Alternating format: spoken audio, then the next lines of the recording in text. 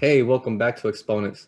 For this practice, we will summarize all of the rules of exponents that we practiced up to this point into one place.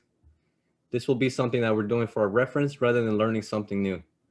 So if you want to know the concept behind the idea, there's a video with this name already, adding exponents. There's a video with the name zero exponents. This will not be about that. So you can check those videos out if you want to know why. That was the purpose of the entire previous 12 videos or whatever. So let's get started. The first one that you should always recognize, should be ingrained in our brain by now, is adding exponents. For what situation or what scenario do we add exponents? When we have the same base and multiplication. Look at letter B, something like that. So we're adding these 3 and 9 as the exponents. We can rewrite that as a to the third times a to the ninth. Remember that I'm not going to explain why in this case. We're just going to move on with that. That's an example of that. And if you start with this format, then we should rewrite it as 6 to the 5 plus 10. The key is we're adding exponents because we're multiplying the same base. We should be able to go back and forth. And the rule, I'm just going to write it one time, but it should work both ways. I'm going to say something here above, just write that. For the rules, I'm going to use B to mean the base, okay? Any base, not the letter 6. That's not the number 6. And then I'm going to use 2 exponents. I like to use something like, I don't know, K and P. K and P or P and K are exponents. They will represent exponents. Here we go. Now that that's already established, we can say that an example of this is B to the K times B to the P is the same as B to the K plus P. There it is. It's the first rule. Awesome. This is the abstract rule, and these are 2 concrete examples. Next one that we should be familiar with is subtracting exponents. Do you know when we are allowed to subtract exponents? What's the thing to look for? Subtracting exponents means we have the same base, like in this case, and we have division rather than multiplication. And it's a good way to memorize this, or a good way to remember it, not memorize, or understand it, is that we can easily associate multiplication with addition. Those make sense, right? And for subtraction, we can easily associate subtraction with division. It's a good way to remember them, all right? So the concrete examples are 7 to the 10 minus 4 becomes 7 to the 10. The order does matter here, so remember that, over 7 to the 4th. So if you see this format, you should be able to rewrite it like this. And if you see it as a fraction already, we should be able to go back to 9 to the 5 minus 12. And that order does matter. It's not 12 minus 5, all right? So those would be opposite exponents, which do not mean the same thing. So here's the rule.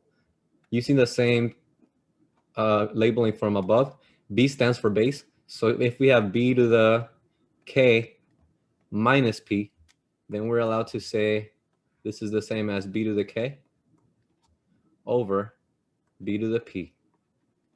And it does have to be in that order, the numerator minus the denominator, okay? Exponent is what I meant. All right, so there's the rule, and order does matter. So I won't write it again, but what the incorrect one is, but order does matter here. Order does matter. That's very key. Remember that from multiplication, it doesn't, okay? So there it is. Next one we should recognize is multiply an exponent. For what scenario, what cases do we multiply the exponents? It is right here when we have a power to another power. This one can be written in 2 ways. Remember that? So if you can always write it in the 2 ways, that's even better. So we're going to write this as 4 to the 7th to the 3rd power. There it is, power to another power. But remember that multiplication, like we said before, the order doesn't matter. So I could say 4 to the 3 times 7, and that becomes 4 to the 3rd to the 7th. So these 2 are equivalent. That's the thing to remember. And then here, same thing, since we already have this one, there's only one way to write this one. It is 6 to the 3 times 8. Unless you wanted to write it as 6 to the 8th to the 3rd, which is also equivalent. All right, matter of fact, yeah, if you are able to recognize that from here and get these 2, that's even more powerful for you with dealing with these powers. All right, the rule, we're going to use base B again. So if we have something like, and I'll use parentheses, maybe not yet. Let's see. if we have something like b to the k, oops, let me make that look a little bit better. B to the k times p. Remember that it can be written as b to the k to the p, or it can be written as b to the p to the k power. All right, there's the rule. For these, order doesn't matter, multiplication as well, so that's why we don't need to emphasize like subtracting in this case. There's the rule for that one. All right, we're very familiar with these. We just haven't written the abstract formulas like this. They're not formulas, but the abstract rule with all letters. All right, zero exponent is one that we should recognize. That one's very simple. If you want to know why the answer it is what it is, then check out the video with that title, zero exponents and negative exponents. So zero exponent is, as long as it's not a zero, we can write 1. Something to the 0, even if it's a 1/4, still a 1. That's one of the easiest ones to remember, but also the ones that get confused because they don't get used as often. So the idea would be that any base to the 0 power is going to be a 1. If you're confused about that, again, check out the video. I'll give a good explanation for it. I'm going to say a warning here. Here we're going to say that for calculus class especially, we're going to say that base cannot equal 0.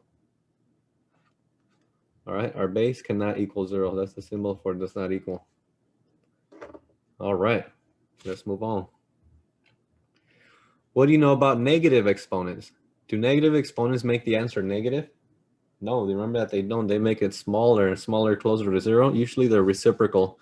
The reciprocal of the positive one. So if you see 5 to the -8, and again, there's an explanation for that if you're confused about why I'm writing this as 1 over 5 to the 8th. It's the reciprocal of the positive one. And then be careful with this one. Maybe I'll write this one in 2 steps. This one says take the reciprocal and raise it to the power of 8. There it is. Take the reciprocal and raise it to the power of 8. This one says take the reciprocal and then raise it to the power of 3. I'm going to take a little more steps to get there, and I realized I messed up my color code. So let's fix that right now. There we go. That should have been green. So it matches what we're doing here. All right. So I'm going to take the reciprocal first. What's the reciprocal of 5 over 2? It is 2 over 5. And then we need to raise that to the power of 3. So there it is. And if you wanted to expand that, I probably won't. This can be written as 2 to the 3rd over 5 to the 3rd, because that's a different rule. And I don't want to mix them up right now. That's the idea. Take the reciprocal and then raise it to the power of 3. So if I wanted to apply the same kind of thinking here, I should have said take the reciprocal of 5, which is 1 over 5. And then raise it to the power of 8, and that becomes this anyway. So that's fine. All right, for the rule, we have that negative exponents just imply the reciprocal. So if we have b to the negative k, that becomes 1 over b to the k. All right. If you wanted to write it as 1 over b to the k power, that's the same. But I just like the way for a rule that the first one looks. So I'm just going to remove this. There we go. It's the same, however, all right? If you want to make yours more complete. All right, next one you should recognize is rational exponents. So don't get too confused with that fancy term rational. All that means that the exponent is a fraction. So when the exponent is a fraction, we see some form of a square root. That's the thing to remember. And I also provide a nice visual for that if you're confused about why the answer is what it is. But the purpose of this video is just to write them down. So when we see 13 to the 1/2, that 1/2 power is the most common you've probably ever seen in this course and moving forward all the way to calculus. That's the main reason why we emphasize 1/2. It's just the square root of 13. If you wanted to see the 1/2, it is right there. It's 13 to the 1st, and the root is the 2nd. Square root means the root of 2. All right. If you don't want to write the subscripts, that's fine. But that allows us to visualize what's going on with this one. All right. This is also some radical. And it has to be 7 to what power? Which one is the power? The power is the numerator, which is 5. And the root is 3. So this is the 5th The cube root raised to the 5th power. There it is. Okay, and oh, I guess there's another one here. Just to switch it up. This is, oh, let's suppose now that we start with a radical, that's the idea. Can you go back to fraction form, rational exponent form? And the answer is yes. We can say this is 14 to the 2/7. All right, there it is. So the rule is only written one time. We're going to say that b to the k over p, that's a quotient. B to the k over p is the same as some radical. Which one is the root? It is, or which one's the power? It is k. Let me rewrite that. I don't like the way that looks. Give you some more time to think about it though. How would you rewrite this? This would be some radical. B is inside. What's the exponent? It is k, and the root is p. And vice versa. If you were starting with this, you should also be able to rewrite it in this format. All right, that's the main idea for rational exponents. And last one, that's the one I think is powerful but rarely used, is different base, same exponent. Different base, same exponent. That's one of my favorite ones. So when the base is different, often students just freak out and say, oh, there's nothing to do here, but they neglect to pay attention to the exponent being the same. So that's pretty cool. When we have product, the idea is I made a video of why. So again, if you need to refer to it, when you have product and different base, same exponent, you can just multiply what's inside. It becomes 5 times 3 to the 8th, which is the same as 15 to the 8th. That's very nice. That's a nice idea right there. That's cool that we can do that. And if it doesn't simplify, like if you have a fraction like on letter B that doesn't simplify, even though we don't have multiplication, we have the same idea, different base, but same exponent. We can take the quotient. We can say that this is the same as 9 over 15, over 5, I'm sorry, to the 12th power. And since that doesn't simplify, we're just going to leave it like this in compact form. But that's a pretty cool idea, all right? Look out for it. It'll be very powerful coming up. I will definitely be using it. So if you forget it, I'll refer you back to this video. And the main idea is I'm going to write this 2 times because really there's 2 rules in here, one of them with a product and another one with quotient. So we will say that this one has, yeah, let's write it as, and again, now because there's not the same base, I'm going to use A to be another base. And then base 1. And then B is going to be base 2. Only for this example, right? Because this one has different bases. All the other ones require the same base. So we will say that this is A to the K times B to the K. What are we allowed to do here since the exponent is the same? We can say this is A times B to the K. There it is. I'm going to redraw that K. Perfect. And then the other way that we can think about it, if it's not a product, we can have something like A to the K over B to the K. But because the exponent is the same, we can rewrite this as A over B to the K. And the order does matter here. B over A is not the same as that.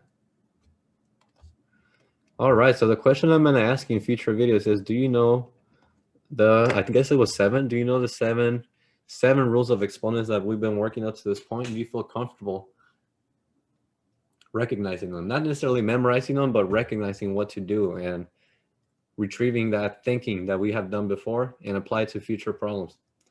So this is it. I'm probably going to post this in a PDF format for your reference somewhere. I'll give a description or some link on the description about where to find that. And if I don't do it in time, leave me a comment. I will do that for you. I realize we have one more to go. What I wanted to do here is just rewrite this as 7 to the 5th over 3 to the 5th. That's it. Not really simplified.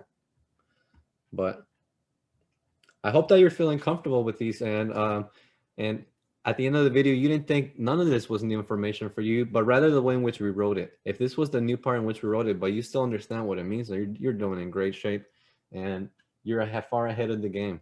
So either go click on another video and listen to me talk about some more math problems, or go enjoy the rest of your day, however you choose to do that.